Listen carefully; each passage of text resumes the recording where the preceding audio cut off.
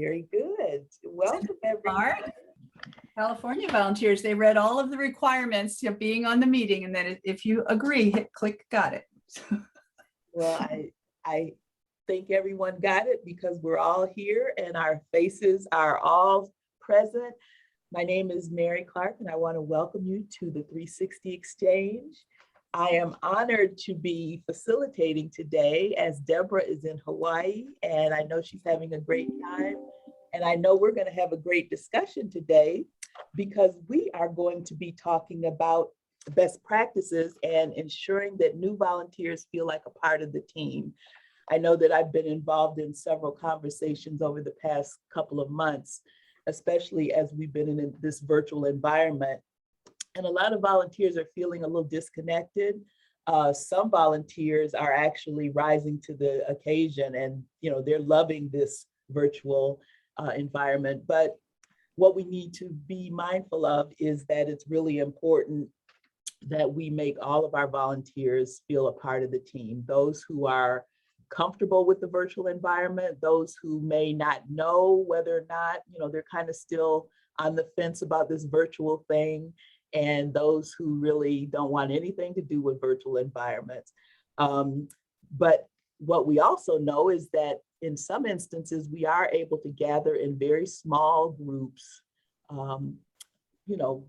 publicly. But today we're just going to talk about ensuring that new volunteers in whatever form or fashion are made to feel a part of the team. And this discussion came from our August discussion where we began to delve into this topic. And so today I look forward to the lively discussion that will ensue. And Sarah, I think you have the first question. Do you want to take it away?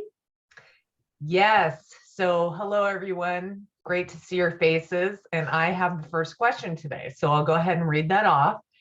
The question is, as we are restarting in person and group activities, how do we make sure that new volunteers are integrated into the team?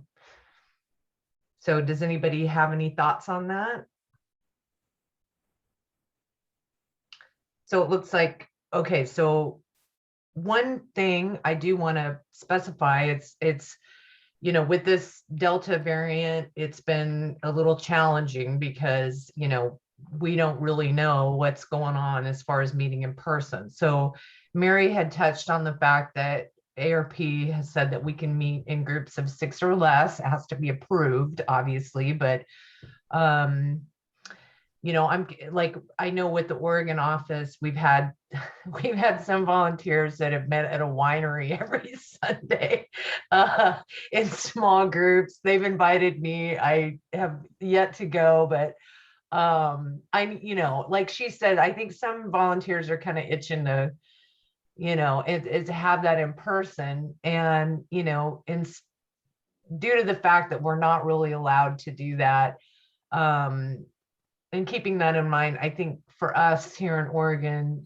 we're just trying to make sure that people get that extra special touch. So one thing that we've done is, in addition to having the virtual meetings, we have regular sort of group meetings that we do. So like speaker bureau meetings, we have onboarding meetings, we have portal admin meetings, but more than that, one thing that we've been doing more is just making the phone calls too. I think that really, and just asking about how they're doing, how are your grandkids, how are things going? And I think, that helps too. I know with us too, we have some volunteers that just absolutely do not want to do a virtual environment.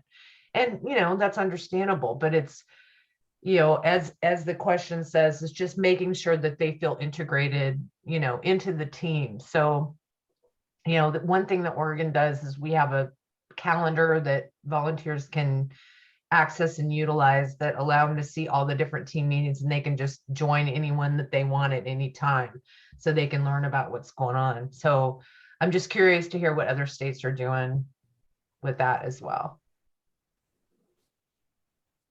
We had I had a meeting today with 2 people who are doing the training for team building.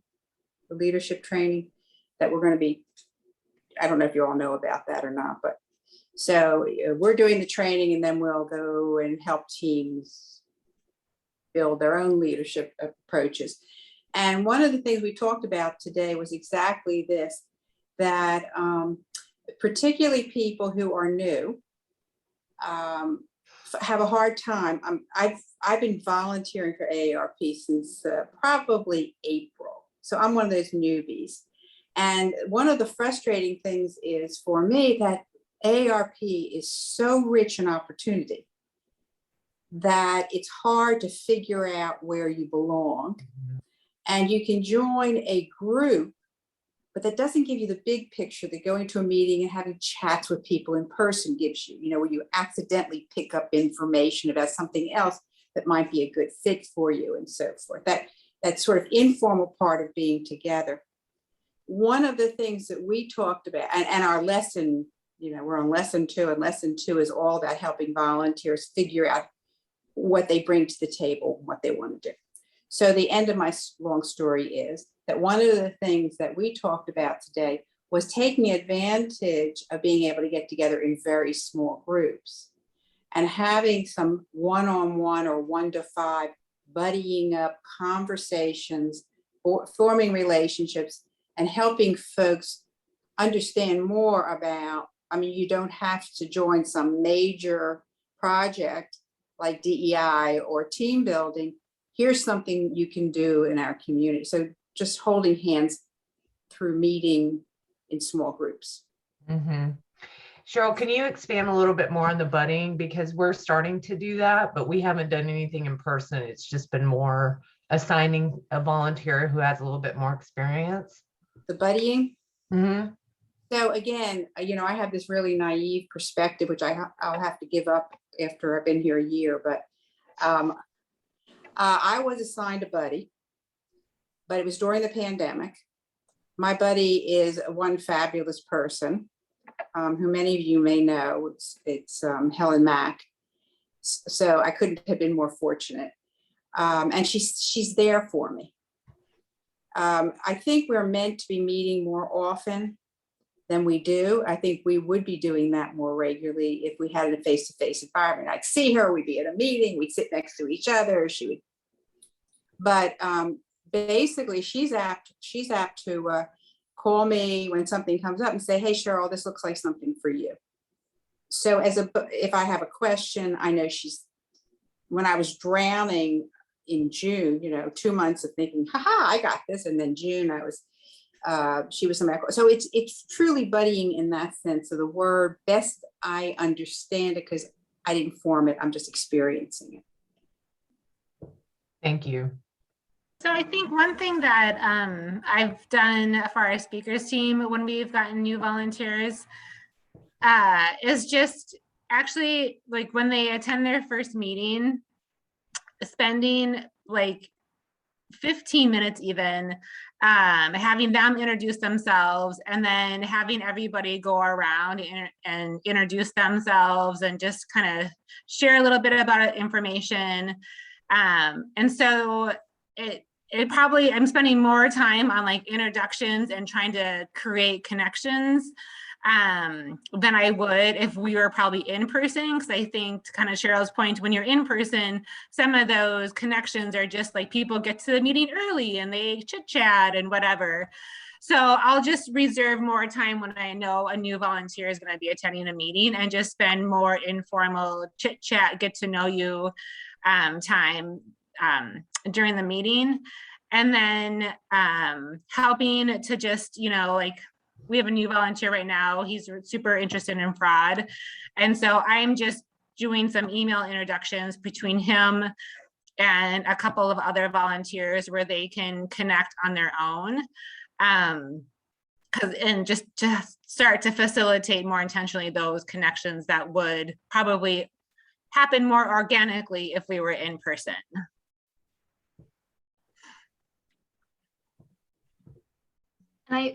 One idea that I love that is pretty informal, we have a community based team in Southeast Virginia. And I know some of their volunteers who were very involved in in-person events and looking for things to do since they couldn't do that during the pandemic, kind of took it upon themselves to form a committee that would, send birthday cards or get well cards or, take turns calling the rest of their team members and checking in on them, which, I love that idea because it's all volunteer led and they came up with it, but it's just a great, I think, informal connection point for new and old volunteers to still feel connected outside of team meetings. Good point. Elaine, did you have something to say? Focusing on newbies again. So we really haven't planned the transition into in person as yet. I'm hoping once that happens that maybe we can do an open house somehow, maybe outdoors if the weather is good. And we have 20 new appointed volunteers and growing since 2020. So, they haven't even met any of us face to face other than virtually. So that's just a thought for future. But what we're doing at the moment is when we do virtual volunteer interviews and mini orientations, I pull in another volunteer that can paint a picture of a program area that the potential volunteer is interested in. And then if we do appoint that person, that participating volunteer and myself decide on who's the best buddy, like you were talking about, Cheryl. Ours is a little bit more informal.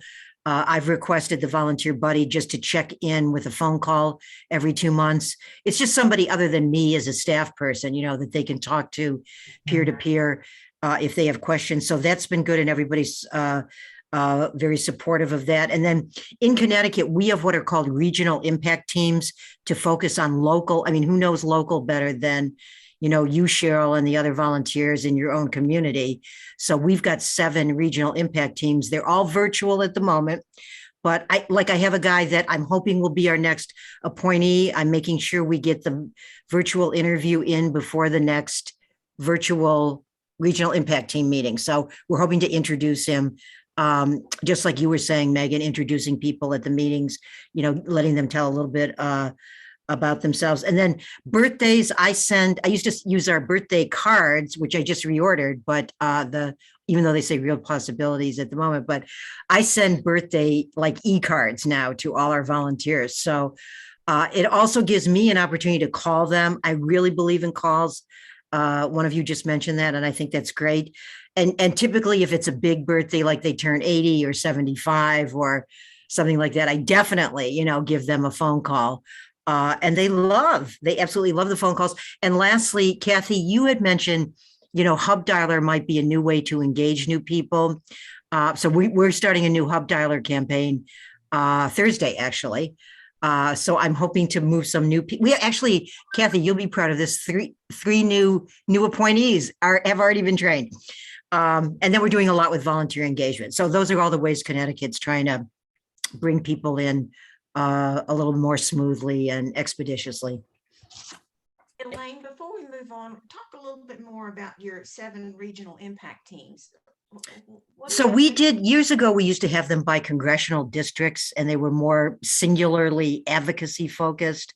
And we broke them up by regions. So we took all the towns, there's 169 towns in Connecticut.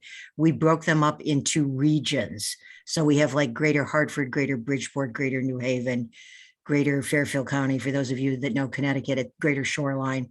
And then we have volunteer leads within those districts that plan an agenda, help run the meeting, and they meet Joyce quarterly.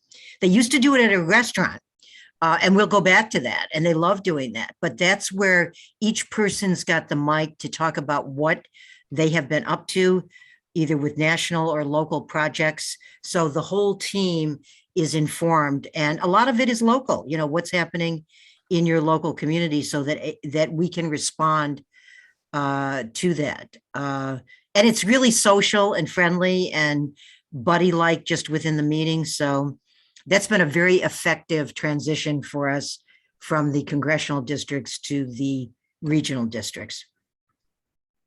Thank you, Elaine. Yeah, Oregon has something similar. We call them CATs, or community action teams. I know Susan's part of the Washington County community action team. She's on the call. And they meet monthly and talk about some of the different programs. So I know, for instance, Washington County did a program called In the Know. So they actually had their own events where they had different topics once a month. That we're not doing that currently, but we have done those where the team itself will put together an event and will help promote it and put things together. And sometimes it's local, sometimes it's bringing in speakers or something on a particular topic. So that's been good too. Thank you, Sarah. So Also, 2 or 3 of us actually from the Oregon CAT, we actually meet in a restaurant every once in a while. We don't call it an AARP meeting. It's just a fun get together for us. a little fun, a little business. So we've had some great examples of some of the things that have been done, but we need to think intentionally about the steps needed to make sure that all volunteers are adequately oriented or reoriented to the AARP goals and strategies. Do you have any suggestions for some strategic, intentional steps that you have used or you are thinking about using or have discussed or thought about using to engage or reorient volunteers to the goals and strategies? I need to ask a question because my idea may already be, ARP's done everything I've thought of already. Is there any particular process for helping people uncover what their interests are? You know, interest inventories or conversations. I'm going, bye. One of the things that I've used in a couple of instances, and these are just simple because I think instead of telling volunteers what you need them to do, I think the most important thing is asking volunteers, what are you good at and what do you like to do? And then trying to connect those to the priority areas of your specific region or state or teams. And a lot of times, those are the things that will allow volunteers to flourish quickly in their leadership strategies. So what are they good at and what do they like to do? I think, yeah, I appreciate that. And I don't mean to make things too formal. I really don't think that's a good idea. But I remember a year or two ago talking to our talking about joining as a volunteer. And I was told what I'm interested, just do what you're interested in. And so I think the conversation, and that was just not, it was very welcoming, but it didn't help me get started. So I guess I'm suggesting that something that we be sure that we are very strategic, that we have a little bit of formality around. Here's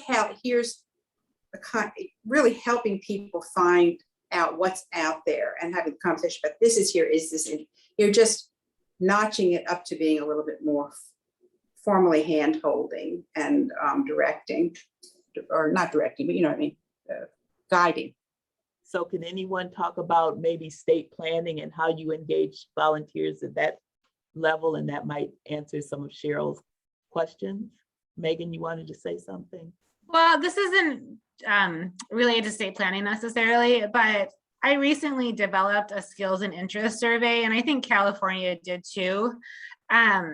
But part of that is like, it's divided into 2 or 3 sections, the one that I did. But when we listed out skills and interests, those are all directly tied to AARP volunteer roles. And so we didn't list things that wouldn't be applicable to the work that we're doing. So when somebody fills it out, the goal is that, okay, we could actually then say, well, this is what we see from the survey. These are the roles that we think that may be the best fit for you, to help kind of make the jump from what you're interested in, what your skills are, and how that can actually help meet like our goals and mission. And how might those letters of engagement be applicable to that as well? Because we don't want to fire hose a volunteer by saying, this is what we're doing, so why don't you lead it? But we let them go through those little L's and big L's of engagement. Anyone else have some particular ideas on this question? Megan, I know, and in the interest of time, we're running a little behind, so why don't you ask your question? And I think all of these are interrelated, and we might get back to some answers on this one. Yeah, so the question I had was, what volunteer skills will be needed to make certain community challenges, to make sure certain community oh my gosh, you guys, I cannot talk. What volunteer skills will be needed to make certain community challenges to make sure they're adequately met? So how do we identify skills of our volunteer teams, the assessment tools, surveys, or personal conversations we might have? Megan, it sounds like that you're the absolute best one to answer that question, just based on what you said you just did with your interest inventory. And I can share. I saw Kathy's comments. I can share what we did, but I thought California, I kind of templated theirs a little bit and then tweaked it, but I thought they had a great example too. I'm also going through the Teams Intensive with a volunteer partner with OBE right now for our speakers team.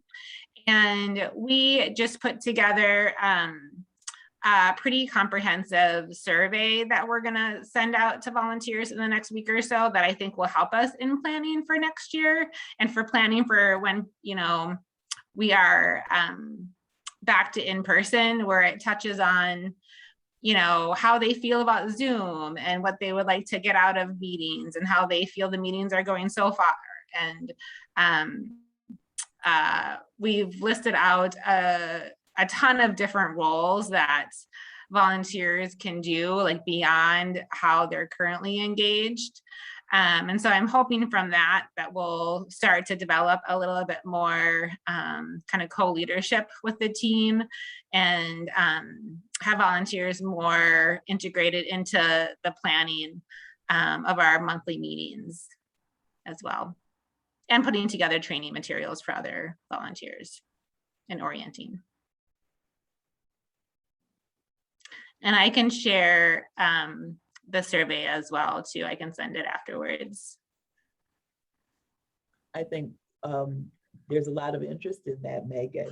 One thing that I know all of us are trying to do is to rebuild that sense of community, or to establish it for new volunteers. Much like Cheryl said, she's been in since April, and we have a lot of volunteers that have joined us during the pandemic. How do we create that sense of community that is sometimes missing because we don't have that in-person element?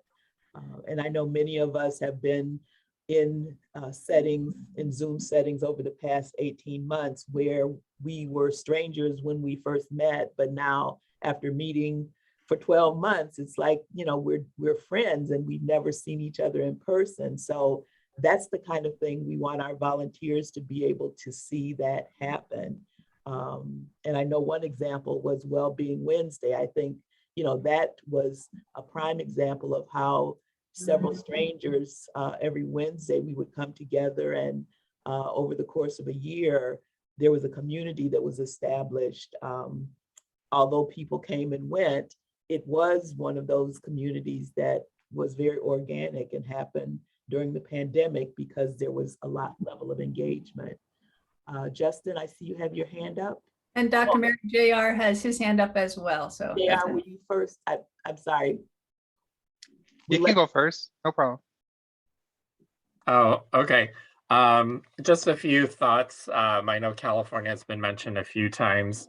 I'm actually a senior program specialist based in Sacramento. We have already launched our volunteer survey regarding our state planning, and so we do that every year. And then just yesterday, we started our conversations regarding all of our strategies. And so we included some of our volunteers on our executive council to participate. And so it's updating our 3-year strategy plan, and then it helps us prepare for our annual work plans. Some of the other things I know that was mentioned earlier about onboarding and bringing in some new volunteers. We are currently, I'm launching a survey for our district liaison volunteers. These are our volunteers that do our state and federal advocacy work. And in order to get a better idea of, who are our volunteers, what are their characteristics, we are doing the survey as we plan our semi-annual recruitment push. Because we are now looking at doing more of an external recruitment instead of internal. A lot of our internal mechanisms are getting kind of dry. And so we're trying to see, what we can do externally and getting a better idea of, those characteristics so we know what to kind of target and to recruit for. And then, as far as keeping volunteers engaged and up to date, one of the things that we do here is every month we offer a volunteer update and refresh. And so every month we have a speaker or a theme. We offer it to all of our California volunteers. We've done a variety of them to keep volunteers updated and informed. And it's been kind of a good way to get people to stay connected and, interested. It's also allowed some volunteers to hear about other areas. And we actually have quite a few folks now that are volunteering for multiple areas of California, which has been really nice. And so those are just some of the things that we're doing here that you might be interested in. Thank you, JR. Those are great ideas. Justin? Hey, so I'm hoping I'm answering the question right, but I think trying to figure out how to copy what we do in person virtually when it comes to really having the volunteer have a full experience of what our office offers. What I've tried to do is kind of open the door for them to try different programs within ARP Nevada. So connecting them with the fraud department, the caregiving department, really making an effort for them to try every single place and just rotate around and try different experience. In a weird way, it's a little bit of like what you guys do at OVE. I've noticed that you guys rotate a lot sometimes. You may be in different, like you're here at this one, you may be at Water Cooler Wednesdays. And as you rotate around, you're connecting with different volunteers. So in a weird sense, and in a cool sense, you're kind of creating this unity and you're knowing everybody within your department. It's kind of the same thing I'm trying to do or duplicate here. Today I came into the office, my second day back in the office, and one of our volunteers came in to help drop off something to shred. It was the first time I've seen her, and I oriented her about 1.5 years ago.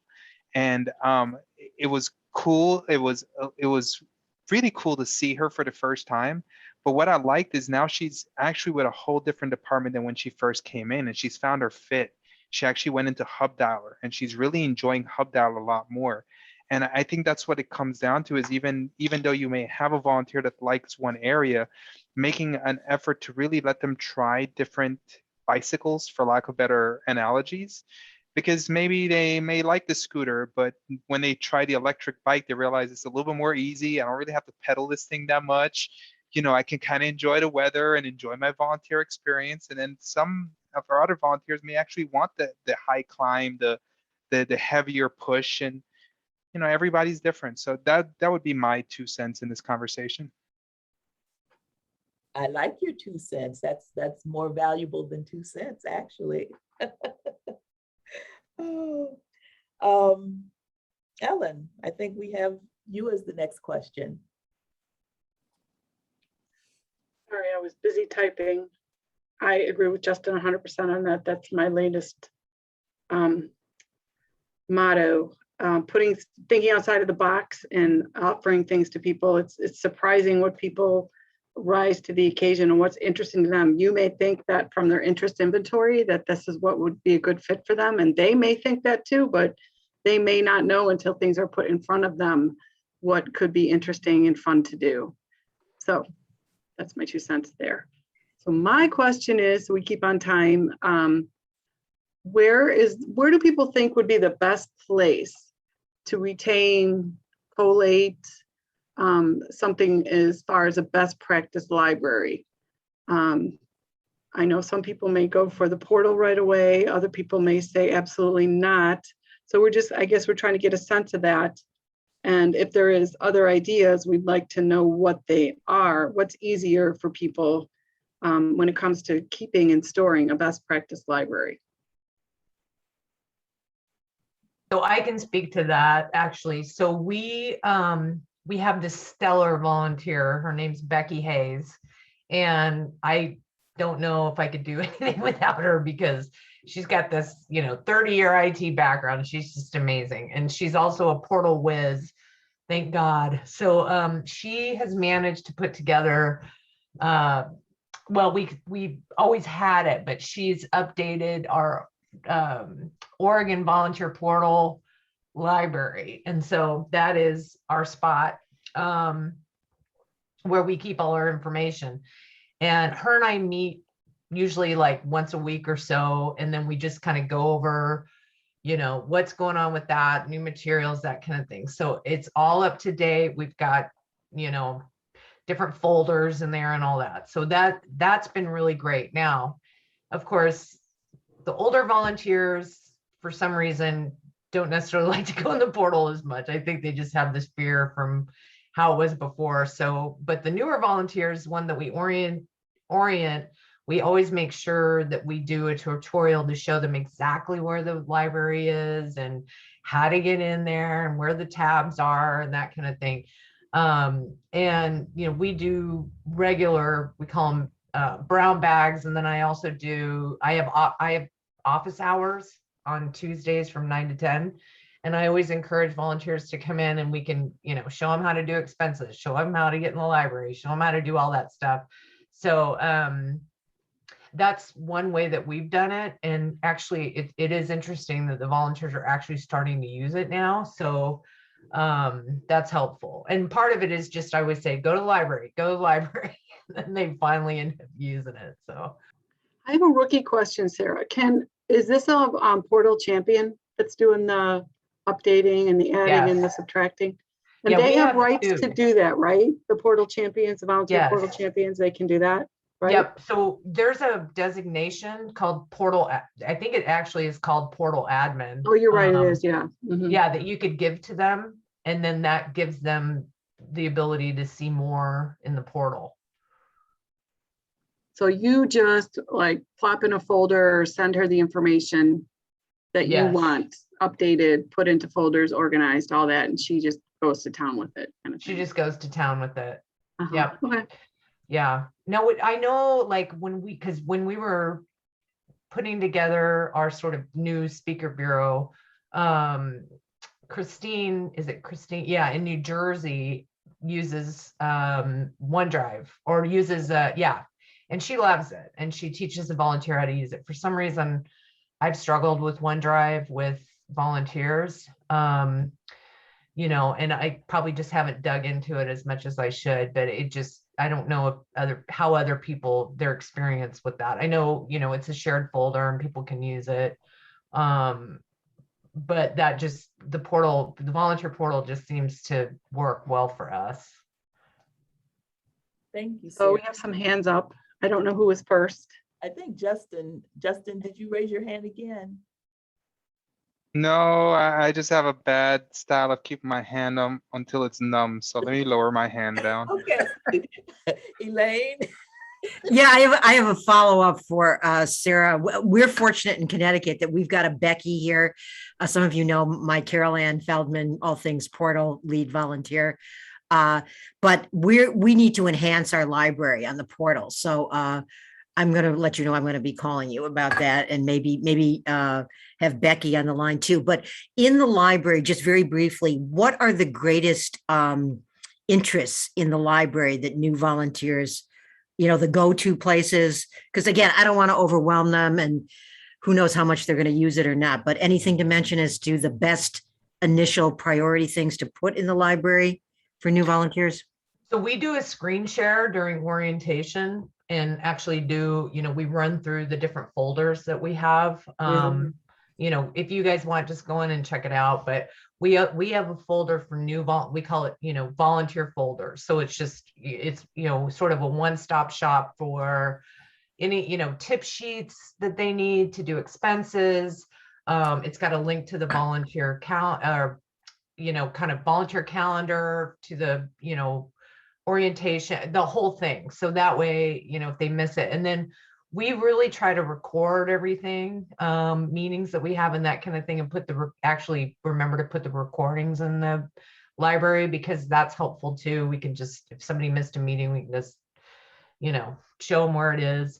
So that's been helpful. But yeah, no, Elaine, I'm happy to, if you want to do a quick run through, happy to show you. Thank you. Appreciate it. Of course, now I'm like, oh God, I got to go in the library and make sure it's up to date now that I said all that. Don't worry about it. We'll have some takeaways. Don't I worry. think it is. I'm pretty sure. Yeah. Not to worry. I did a little tutorial with the Minnesota Volunteers, and particularly with the speakers team, because they use the portal probably more than our other teams. And I don't tend to show them everything. I just show them the speakers team folder, the calendar, like there's 3 things. And it's kind of in the sense of like, what are the things that you need to know and are going to use on a regular basis? And it's like our speakers team folder, because it has all of our PowerPoints and our resources. And then I'll show them a couple other folders and like the calendar in the portal. And that's it. And I just say like, you can browse around and explore the portal all you want. But these are like the core things that you're probably going to use the most. And so that's what we're going to go through. And things like reimbursements, we don't even show anybody that right now because nobody's doing them. And so once we get back to in-person and people actually need to do reimbursements, we'll start to reorient people to some of that stuff as well. There's also, if you haven't seen it in your emails, OVE has a portal library best practices training coming up you can take. I just dropped the link in the chat. Thank you, Jessie. Thank you very much. These are some great ideas, and I think there's going to be a lot of us going to the Oregon folder, on the portal, and checking it out and getting some great ideas. The other tool we use in Oregon is CVent volunteer calendars with links, PDFs, and all internal meetings. So great. I'll put it in there in just a sec. I'm trying to find it. Okay, thank you. A lot of comments in the chat about the use of the portal. I know Jessie is very skilled and adept in using the portal and the chatter and sending out wonderful things, as she did for Wellbeing Wednesday. Kathy, you have something to add? Thank you. Yes, and thank you, Justin. Let me put down my hand while I think of it. Okay. When this topic came up, I think it was the last meeting, one of the volunteers, maybe Ira, maybe somebody else, maybe from Michigan, had specifically been talking about, the things that are shared here, and how can volunteers in particular go and find those shared learnings in one spot. So I just wanted to re-raise that angle or aspect and say that I was really glad it was mentioned, because we do have shared learnings on the volunteer portal, and you can go and poke around and find out what's California doing or what are people doing on speakers bureaus. And the nomenclature, the labeling that we've used for the folders, I think is not at all helpful, to be quite honest. So in other words, if you were a volunteer wanted to go find best practices, I'm not sure you could go in and just search around and find it easily. So Ira's nodding. Ira, I'm going to be quiet and you speak. And my question is, if you're interested in helping us with that, let us know. But Ira, please give better voice to what I'm trying to say. No, Kathy, thanks. One thing we've done in Nebraska was we looked throughout all the states for structure of the library. And we've kind of adapted our library to meet that. And there's also wonderful information that are available throughout all the states. So we've done that, but I totally agree with you. I think we need a central place for best practices that we can all tap into because it's really important.